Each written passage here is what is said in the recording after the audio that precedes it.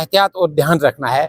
आप एक ही नहीं, मैंने पहले भी कहा कि सिर्फ ये पहला और आखिरी केस नहीं है, इससे पहले भी बहुत सारे ऐसे केस हैं जो लोग खज्जल हुए हैं, जिनका पैसा जो है वो डूब चुका है, ज़ाया हो चुका है, लोन लेके या कर्जा लेके लोग अगर बाहर जाने के लिए, ये कोई शौक से बाहर नहीं जाता इंसान। हम अभी खड़े हैं, आप अभी अभी देखो हमारा भाई आया है, हाँ। देखो इसके, देखो बोलता है मेरा भी किसी एजेंट ने क्या कर दिया, उसने इसके साथ धोखा कर दिया। उसको बोलते हुए ऐसे हो गया भाई, नहीं हो सकता, तो कितना खर्चा बचता हमारा, जो इन्होंने पैसे हमसे लिए सारे टिकटों के, 2 बार वहाँ टिकट लगाए, फिर इन्हें हमें से अंधेरा रखा। ये तो हमें तब क्लियर है जब हमने वहाँ से मेल आई, हमको मंगाया वहाँ सरकार, उन्होंने पूरी डिटेल में भेजा, वही आपका तो 20 का कैंसिल हो गया। अस्सलाम वालेकुम नाज़रीन, आप देख रहे हैं पीर पंचाल स्पीक्स महमूद ख्वाजा के साथ। अभी इस वक्त भी हम मौजूद हैं गांधीनगर पुलिस स्टेशन के बिल्कुल बाहर, जहां से हमने आपको रात को एक स्टोरी बताई थी। राहत कटोच का इंटरव्यू भी आपको दिखाया था और यहाँ काफ़ी हल्ला गुल्ला मचा था। वो लोग क्लेम कर रहे थे कि हमें हरास किया जा रहा है पुलिस की तरफ से, लेकिन दूसरी पार्टी जिन्होंने यहाँ कंप्लेंट दायर की थी पुलिस स्टेशन गांधीनगर में कि इनके साथ धोखाधड़ी हुई है, मैं आपको ये बताता चलूँ कि इस वक्त धोखाधड़ी जो है ये सरेआम हो रही है, चाहे वो ऑनलाइन हो या ऑफलाइन हो, इससे आपको अवेयर होने की ज़रूरत है। मैं ये समझना चाहूँगा पूरा क्या मामला है। आपका क्या नाम है? पवनदीप सिंह। पवन जी, क्या मामला है पूरा? सर, हमने इनसे वीज़ा के लिए अप्लाई करा था यूके का, तो हमें वीज़ा रिसीव हुआ था 16 को, और हमारा वीज़ा स्टार्ट हो रहा था 18 जनवरी को। तो इन्होंने हमारी टिकट्स करवाई 28 जन की, और 20 को यहाँ से टिकट बुक करवाई इन्होंने, ठीक है, और हमें बम्बे भेज दिया आगे के लिए, है ना, वहाँ से फ़्लाइट थी हमारी। तो जब हम जाते हैं 28 को बोर्डिंग के लिए, तो हमारी बोर्डिंग नहीं आती, इशू आता है उसमें कोई, तो हम इनको कॉल करते हैं। पहले तो ये कॉल पिक नहीं करते, 15-20 कॉल करो, एक बार पिक करते हैं कहीं पे। तो फिर इन्होंने बल्कि हमने बोला इनको, कहते नहीं ऐसे कुछ इशू होगा, हम बात करते हैं, हम करते हैं कुछ, मतलब वो यही सब करते करते इन्होंने हमारी फ़्लाइट निकलवा दी वहाँ से। फिर इन्होंने वापस हमसे मेडिकल बनवाया कि हम रीशेड्यूल करवा देंगे, कुछ ऐसा वैसा नहीं है, पता नहीं क्या चक्कर है। तो हमने मेडिकल बना के इनको दे दिया। तो फिर हमने पूछा भी, भाई वीज़े में कोई प्रॉब्लम तो नहीं है, अभी बता दो। नहीं सर, वीज़े में कोई प्रॉब्लम नहीं है, कुछ नहीं है, आप सेकंड टाइम ट्राई करो, ये ऐसे ही हैं, एयरलाइंस वाले ऐसे करते हैं, वो है। तो वापस इन्होंने 4 फ़रवरी की करवाई टिकट्स हमारी, तो वापस सेम वही चीज़ हुई। तो वापस वही सब होता रहा। तो फिर कहते जी आप वहीं पे रुको, थोड़ी देर रुको, हम करते हैं कुछ। तो बम्बे में? हाँ, बम्बे में। तो 10-15 दिन तो हमारे वहाँ पे निकलवा दिए इन्होंने। फिर बाद में कहते जी आपको दिल्ली जाओ, दिल्ली से हो जाएगा शायद कुछ। तो दिल्ली गए, हमने बोला आप मैनेजर को भेजो, आपने यहाँ से कोई नहीं, हमारा फैमिली वाला कोई आता उसको लेके आ जाएगा दिल्ली यहाँ पे। तो पहले तो एग्री करके जब हम दिल्ली पहुँचे, फिर कहते नहीं दिल्ली आप नहीं जा सकते, एम्बेसी वहाँ अपॉइंटमेंट लेनी पड़ती है, लंबा प्रोसेस है, आप इधर आ जाओ, वापस आ जाओ। फिर जब वापस आए हम, तो वापस आए यहाँ पे ऑफिस में, तो इन्होंने हमारे से जो पेमेंट ली हुई थी उसमें से आधी थोड़ी पेमेंट हमें वापस दे दी कि नहीं, हम नहीं हो सकता, कुछ पता नहीं, वीज़ा तो ठीक है, ये आपने कितनी पेमेंट दी थी इनको? हमारा सर टोटल समझ लो 7 लाख रुपए खर्चा हो गया यहाँ पे सारा। अभी आपको वापस कितने मिले? 3 लाख रुपए दिए उन्होंने वापस से। हाँ, तो यही सब चलता रहा इनका। तो इन्होंने पेमेंट कर दी अपने, मतलब अपने हाथ खड़े कर दिए, कुछ नहीं है। फिर अपने लेवल पे हमने पता करवाया कि और भी बाकी भी कंसल्टेंट हैं यहाँ पे जो कर रहे हैं काम, उनसे पता किया, वो सब कह रहे हैं, कहते हैं यार अगर कुछ भी है वो एजेंट को पता होगा, आपका एजेंट आपसे कुछ छुपा रहा है। तो फिर हमने कंसर्न किया होम ऑफिस को, हमने खुद मेल करी, और ये मेल के लिए इनको हमने 28 जनवरी जब हमारी फर्स्ट कैंसिल हुई फ्लाइट, तब से बोलना स्टार्ट कर दिया कि सर आप मेल करो इनको कि आपने अगर सारा कुछ किया, डॉक्यूमेंटेशन आपने लगवाई है, वीज़ा आपने करवाया है, तो आपको तो पता होना चाहिए ना मेल कहाँ पे करनी है, कैसे। तो आप मेल करो। नहीं सर, मेल का रिप्लाई नहीं देते वो, 6 महीने रिप्लाई नहीं। आज कौन सा टाइम है सर, आज सब कुछ मेल पे दे देते हैं सर आंसर।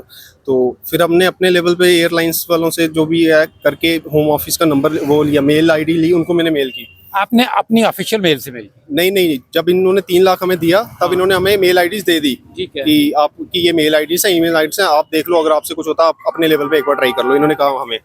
तो हमने वापस वही चीज़ करना, आप वीज़ा लगा सर, पैसे दिए हुए हैं, कुछ ना कुछ तो करना ही था ना। तो हमने फिर अपने लेवल पे करना स्टार्ट किया। तो जब हमें वहाँ से मेल हमने करी उनको, होम ऑफिस को, मैंने रात को मेल करी है, मॉर्निंग उन्होंने रिप्लाई दे दिया कि 20 जनवरी का हमारा वीज़ा कैंसिल हुआ है, और वो मेल इनको ऑलरेडी हमने कर दी हुई है। आपकी जो मेल आईडी वीज़ा के टाइम यूज़ हुई है उस पर हमने मेल कर दी हुई है। इन्होंने सर मेल डिलीट कर दी, यानी पहले ही वहां से मेल इनको आ गई थी कि ये वीज़ा जो है ये कैंसिल हो चुका है। जिस दिन सर हमारी टिकट बुक करवाई इन्होंने, उसी दिन इनको मेल आई हुई है 20 तारीख को 20 जनवरी को इन्होंने हमारी टिकट की पेमेंट करी यहाँ से, ठीक है। 20 तारीख को ही इनको मेल आ गई, इन्होंने मेल डिलीट कर दी जितनी देर और इन्होंने हमें तब मेल आईडी नहीं दी, तब ये बोल रहे थे हाँ हमको देंगे, बाद में इन्होंने मेल आईडी कर दिया। ये आपकी मेल आईडी इन्होंने क्रिएट की थी? हाँ इन्होंने जिस पे मेल आती? हाँ जिस पे वीजा तो आपकी ऑफिशियल मेल यूज क्यों नहीं हुई वहाँ? वो सर जो ये वीज़ा प्रोसेस करते हैं ना, इन्होंने अपनी ईमेल आईडी जनरेट करके हमारे डॉक्यूमेंटेशन जो भी सब होती है वो उस आईडी से ही होती है, वो ऑफिशियली एक उस काम के लिए रखी होती है उन्होंने। तो जब हमें मेल आई कि 20 तारीख को आपका वीज़ा रिवोक हुआ और 20 को ही हमारी टिकट करवा रहे हैं, बल्कि 2 दिन के बाद 18 को हमारा वीज़ा स्टार्ट हुआ, 20 को रिवोक हो गया। तो इन्होंने हमें वो चीज़ बताई नहीं, हमसे छुपाई और हमें भेज दिया। तो ये पहले तो ये चीज़ इन्होंने गलत करी, या तो अगर आपको वीज़ा मेल आ गया बता दो यार, सीधा क्लियर कर दो, है ना। तो ये चीज़ करी। फिर जब हम इनके पास आए वापस, जब मेरे को वो मेल आई, वो मैं मेल लेके और कैंसिलेशन लेटर लेके इनके पास आया, तब ये ऑफिस में नहीं थे, इनके फादर साहब थे, मदर थी। तो उनके फादर से बात हुई तो उन्होंने पढ़ा, फिर वो कहने लगे जी कोई नहीं, हम इन पे अपील करेंगे कि इन्होंने कैंसिलेशन जो की है हम अपील करेंगे और कोई बात नहीं, आप टेंशन नहीं लो, हम सब कर देंगे, आप बेफिक्र रहो। मैं कहा चलो ठीक है, अगर बोल रहे हैं, बड़े हैं, बोल रहे हैं तो कर देंगे। ये उस टाइम भी नहीं आए, इनको कॉल कर रहे हैं, कॉल पिक नहीं करते ये। तो फिर इन्होंने हफ्ते का टाइम मांगा, इनके फादर ने। हफ्ते बाद हम वापस इनके पास गए, हफ्ते बाद वापस गए तो फिर कुछ नहीं, फादर साहब इनके है ही नहीं वहाँ पे, आए नहीं वापस। फिर इनकी मदर थी, फिर इनकी मदर फिर वो थोड़े से वो हो गया, हमारे साथ रूड होने लगे कि भाई हमने थोड़ी भेजा आपको, ऐसी बात है, हमने थोड़ी भेजा आपको, हमने आप खुद गए हो, ये टिकट आपने करवाई, वीज़ा आपने लेके दिया है, तो आपने नहीं भेजा और किसने भेजा? तो फिर बाद में वही चीज़ है, लास्ट आके जो करना है कर लो, ऐसे बोलने लगे। तो फिर हमने इनके मैनेजर से बात करी कि भाई तू बात कर, उनको बैठ के बात तो करो। बल्कि सर उसके बाद भी 15 दिन हम वेट करते रहे कि बैठ के एटलीस्ट बात तो करें, खुद आए बैठ के बात करें। उन्होंने नहीं करी बात। फिर एट लास्ट हमने यहाँ पे कंप्लेन दी है। किस तरह से देखते हैं जो ये धोखाधड़ी की जा रही है, चाहे वो ऑफलाइन हो ऑनलाइन हो, तो किस तरह से अवेयर होना चाहिए लोग? और अगर जैसे इन्होंने कहा है कि वीज़ा जो है पहले ही कैंसिल हो चुका था, तो अगर वो आपको इधर ही बता देते तो आपका मजीद खर्चा ना होता। बिल्कुल यही बात हम बोल रहे हैं ना कि अगर इनके पास ठीक है नहीं, अगर इसने 20 को ये बता देता है इनको, ये एक मुलाजिम बंदा एक पैसे इंटरेस्ट पे चुक के अपने बेटे को बाहर भेज रहे हैं कि भाई ठीक है बेटा चला जाएगा, चलो जा रहा है भाई, इनके बात होगी भाई, ठीक है हम भेज देंगे। अगर इन्होंने वीजा रिफ्यूज आ गया, आप बता दो भाई ऐसे बात होगी, चलो ये इधर ही ना जाते हुए इनका खर्चा बच जाता है। 20 की मेल आई हुई है, 18 को वीज़ा पहुंचा यूके, उनके पास 20 की मेल आ गई। इन्होंने 20 के अगर मुझे बता देते, हमने उन्होंने क्यों भेजा? 26 को यहाँ से इसको भेज रहे हैं दिल्ली, भाई ये बम्बे में टिकट कराई, क्यों कटाई टिकट उन्होंने? उसको बोलते हुए ऐसे हो गया भाई नहीं हो सकता, तो कितना खर्चा बचता हमारा? जो इन्होंने पैसे हमसे लिए सारे टिकटों के, 2 बार वहाँ टिकट कराई, फिर इन्हें हमें से अंधेरा रखा। ये तो हमें तब क्लियर है जब हमने वहाँ से मेल आई, हमको मंगाया वहाँ सरकार, उन्होंने पूरी डिटेल में भेजा, भाई आपका तो 20 का कैंसिल हुआ है, हमने इसको मेल करी हुई है। वीज़ा जो कैंसिल हुआ उसकी वजह बताई इन्होंने आपको? False documentation sir. अच्छा, फाल्स, यानी वो जो भी गलती है, वो कसूर है, वो इनका है, एयरलाइन वालों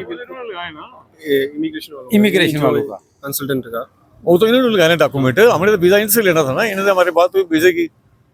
ये पहला और आखिरी केस नहीं है। इससे पहले भी चाहे वो कनाडा हो, सऊदीया हो और कोई भी बाहर का जो मुल्क है वो हो, वहाँ जो जिन लोगों को यहाँ से भेजा जाता है या वहाँ जाके वो परेशान होते हैं, या यहाँ से जैसे इनको एयरपोर्ट अथॉरिटी ने अंदर ही नहीं जाने दिया। अब जब कल हमने इनका ये जो इमिग्रेशन एजेंट है इनका इंटरव्यू किया था, राहत साहब का, उन्होंने ये कहा था कि हमारा काम नहीं होता है कि आगे का, हमारा काम है इमिग्रेशन का काम है, हमने इनको वीज़ा प्रोवाइड करना है। लेकिन जहाँ तक ये मेरे भाई साहब क्लेम कर रहे हैं कि फॉल्स डॉक्यूमेंटेशन की वजह से वीज़ा कैंसिल हुआ और वो इनको मेल आई और वो उन्होंने डिलीट कर दी।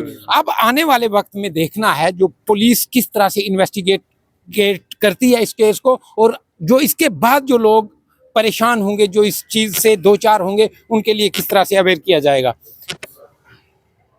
किस तरह से देखते हैं इस मामले को और किस तरह की आप जो है वो तहकीकात चाहते हैं, और क्या डिमांड है? क्या आप उन लोगों के साथ कंप्रोमाइज करना चाहते हैं या मजीद कार्रवाई चाहते हैं? मीडिया से कहना चाहता हूँ, हम अभी खड़े हैं, आप अभी देखो हमारा भाई आया है, देखो इसके, देखो बोलता है मेरा भी किसी एजेंट ने क्या कर दिया, उसने इसके साथ धोखा कर दिया, ठीक है नहीं। अगर इसने 20 को ये बता देता है इनको, ये एक मुलाजिम बंदा एक पैसे इंटरेस्ट पे चुक के अपने बेटे को बाहर भेज रहे हैं कि भाई ठीक है बेटा चला जाएगा, चलो जा रहा है भाई, इनके बात होगी भाई, ठीक है हम भेज देंगे। अगर इन्होंने वीजा रिफ्यूज आ गया, आप बता दो भाई ऐसे बात होगी, चलो ये इधर ही ना जाते हुए इनका खर्चा बच जाता है, ठीक है नहीं। बाद में ये इनको बोलते हैं 26 को 28 को भाई आप वापस हो जाओ, क्यों उनको 2 दिन टिकट बूट के रिफंड करके वापस उनका टिकट करके करा दी है, क्यों कराई है उन्होंने? जब इनको पता लग गया भाई ये मेल आ गया भाई इनका सब फ्रॉड है, 20 को उनको कैंसिल हो गया, इन्होंने क्यों नहीं बताया? बताओ जब बाद में फोन नहीं उठा रहे हैं, जान के ऑफिस में जाओ मैं एक चीज समझना चाहूंगा ना, अगर इमिग्रेशन एजेंट जो है ये कहता है हमारा इसमें कोई कसूर नहीं है, तो वो आपको पेमेंट जो आपको वापस की है वो क्यों कर रहा है? सर वही तो बात है ना, वो तो अगर इसने 6-7 लाख हमारा खर्चा दिया, वो 3 लाख इसको दे गया भाई, हमने इनकी पेमेंट वापस दे दी है, बाकी पेमेंट कौन देगा?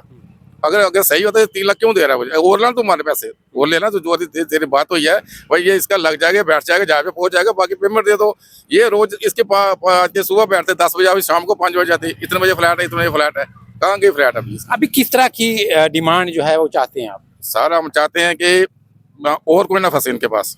नहीं, अभी आप उनसे क्या कोई कंप्रोमाइज चाहते हैं क्या? उनके खिलाफ कंप्रोमाइज नहीं, एफआईआर लगनी चाहिए, इनका एफआईआर लगनी चाहिए, जो हमने कंप्लेन की है एफआईआर लगनी चाहिए, क्यों नहीं लगनी चाहिए?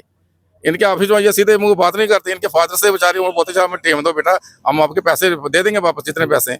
बाद में जाते इनके फादर नहीं मिलते, इनके मदर से हमने बात इनकी वो है नहीं है, और मदर इनका मेजर बोलता नहीं बात करो, मदर से बात करो, मदर इनकी बोलते नहीं बेटा हम आपको इतना पैसे दे देंगे, चलो आप कंप्रोमाइज कर लो हमारे, हम क्यों आपको कंप्रोमाइज? अभी आप पुलिस से मिले?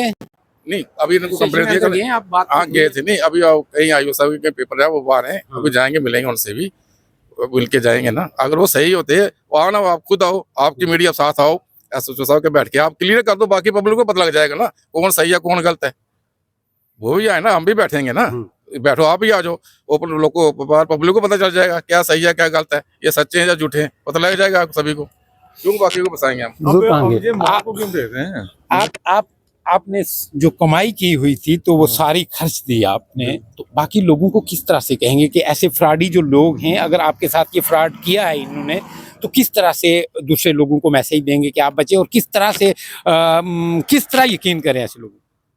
बात यह है कि हम यही सोच रहे हैं, हम तो फंस गए, हम सभी को ये बोल रहे हैं कि कोई और ना फंसे इनके पास, हम भगाड़ी बहुत है, ये इनका करेक्टर ठीक नहीं है, जो स्टाफ रखा हुआ इन्होंने सब लेडीज है, ये इनका वो अच्छा नहीं है।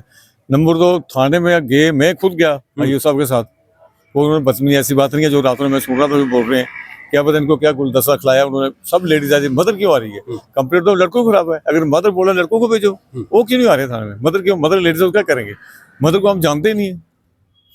आने वाले वक्त में देखना है पुलिस किस तरह से कार्रवाई करती है, और किस तरह से लोग जो हैं इस दलदल से निकलेंगे। आप को याद रहे नाजरीन कि आपने ये बड़ी एहतियात और ध्यान रखना है। आप एक ही नहीं, मैंने पहले भी कहा कि सिर्फ ये पहला और आखिरी केस नहीं है, इससे पहले भी बहुत सारे ऐसे केस हैं जो लोग खज्जल हुए हैं, जिनका पैसा जो है वो डूब चुका है, ज़ाया हो चुका है, लोन लेके या कर्जा लेके लोग अगर बाहर जाने के लिए, ये कोई शौक से बाहर नहीं जाता इंसान, अगर कर्जा लेके बाहर जा रहा है उसके साथ भी अगर धोखाधड़ी हो रही है तो उसको इंसाफ मिलना चाहिए। कमेंट सेक्शन में अपनी राय जरूर रखिए। अपना और अपने चैनल पीर पंचाल स्पीक का बहुत ख्याल रखिए। अल्लाह ने के बाद।